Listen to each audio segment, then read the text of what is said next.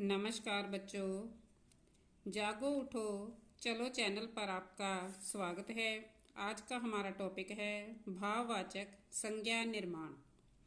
तो भाववाचक संज्ञा निर्माण शब्दों के हम पहले शाब्दिक अर्थों को समझते हैं।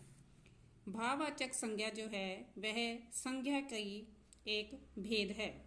संज्ञा का क्या अभिप्राय है? संज्ञा एक नेमिंग वर्ड जो कि किसी का नाम शब्द है। यह किसी व्यक्ति, वस्तु, स्थान, भाव, गुण, अवस्था का पता चले ऐसे विकारी शब्दों को संज्ञा कहते हैं।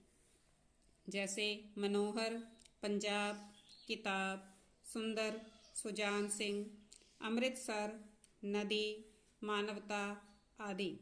तो ये शब्द हमें किसी व्यक्ति का, किसी स्थान का, हमारी किसी भावना का ज्ञान करवाते हैं। तो संज्ञा के तीन भेद होते हैं: व्यक्तिवाचक संज्ञा, जातिवाचक संज्ञा और भाववाचक संज्ञा। व्यक्तिवाचक संज्ञा में हम किसी का विशेष नाम, जैसे मनोहर है, पंजाब, अमृतसर। और जातिवाचक संज्ञा जो किसी संपूर्ण जाति का बोध कराए, जैसे किताब, नदी आदि जातिवाचक संज्ञा के भेद हैं। भाववाचक संज्ञा से हम भावनाओं का पता चले, हमें जिस शब्द से हमें हमारे भावों का पता लगे, जिसे हम सिर्फ महसूस कर सकते हैं। सुंदर, जो इस तरह भाववाचक संज्ञा जो है हमारे भावनाओं के बारे में बताए। तो भाववाचक संज्ञा जिस संज्ञा शब्द से किसी भाव, गुण, दशा, स्वभाव आदि का बोध हो, उसे भाववाचक संज्ञा कहते हैं। जैसे हंसी, वीरता, जवानी, गंभीरता, धैर्य आदि। तो इन शब्दों से हम जो है हमें हमारी भावना, जिसको हम सिर्फ महसूस करते हैं, भावों का पता चलता है, यह भाववाचक संज्ञा है।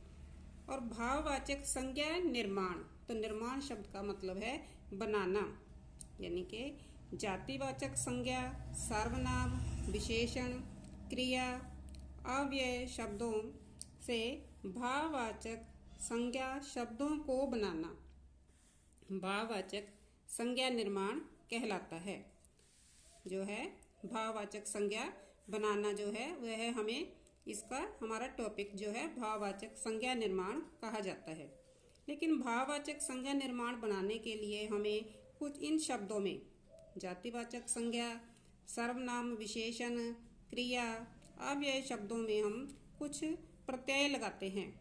प्रत्यय शब्द के बाद में लगता है, जैसे हम पंजाबी में पिछेत्तर लगाते हैं। जैसे हम इन शब्दों में हम ता, पन, आई, आवट, तव, यह, आहट, ई, तय, आव आदि शब्दों को हम प्रत्यय लगाकर भाववाचक संज्ञा बनाएंगे।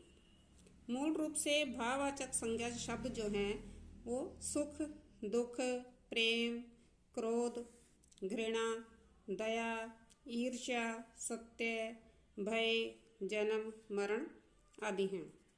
आगे हमारे हैं भाववाचक संज्ञा निर्माण। दास, दासता, गुरु, गुरुतव। तो इन शब्दों में हमने ता शब्द लगाया। दासता, निज, निजता, जड़, जड़ता, मादक, मादकता, मधुर, मधुरता, मित्र, मित्रता, लघु, लघुता, एक, एकता, सुंदर, सुंदरता। तो इन शब्दों में हमने ता शब्द लगाकर भाववाचक संज्ञा बनाई। गुरु शब्द में हम तव शब्द लगाकर गुरु तव भाववाचक संज्ञा बनी। अपना शब्द में हम पन शब्द लगाने से अपना पन। बुरा शब्द में ई प्रत्यय लगाने से बुराई। हंसना, हंसी, नीरव, नीरवता, शांत, शांति, लड़का, लड़कपन, मनुष्य, मनुष्यता, कोमल, कोमलता, अच्छा, अच्छाई, निपुण, निपुणता, दृढ़, दृढ़ता, ऊंचा, ऊंचाई, पूर्ण, पूर्णता, स्वतंत्र, स्वतंत्रता, उच्च, उच्चता, हीन, हीनता, महान, महानता, सहज, सहजता, समान, समानता, भला, भलाई, लंबा, लंबाई, स्व, स्वतव, प्रभु, प्रभुतव, उचित, औचित्य, बचना, बचाव, गहरा, गहराई, झुकना, झुकाव, निखरना, निखार, मानव, मानवता, सभ्य, सभ्यता, प्रसन्न, प्रसन्नता, दौड़ना, दौड़, माता, मातृत्व, पूजना, पूजन, खोजना, खोज, गाना, गान, बोलना, बोल, सर्व,